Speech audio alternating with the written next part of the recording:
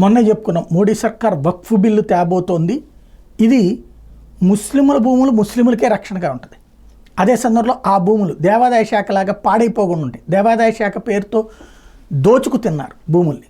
వాస్తవంగా దేవాదాయ శాఖకి సంబంధించి దేవుడికి ఆలయాలకు ఇచ్చినటువంటి మాన్యాలు, అర్చకులకు ఇచ్చిన మాన్యాలు, అలాగే అన్నదానానికి ఇచ్చిన మాన్యాలు, ఇతర వాయిద్యకారులకు ఇచ్చినటువంటి మాన్యాలు, ఇవన్నీ ఎవరికి ప్రభుత్వం తరపున దేవాదాయ శాఖ ఉంటుంది, కానీ ఎవరికి దక్కింది వాళ్ళు దోచేసుకున్నారు. వక్ఫ్లో కూడా అదే సాగుతోంది.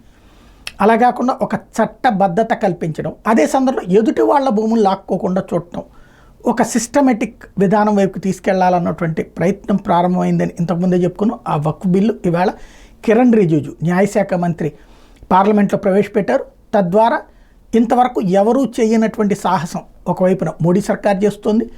అదే సందర్భంలో దాన్ని ప్రతిపక్షాలు విమర్శించడం, తప్పుపట్టడం సహజంగానే జరుగుతుంటుంది.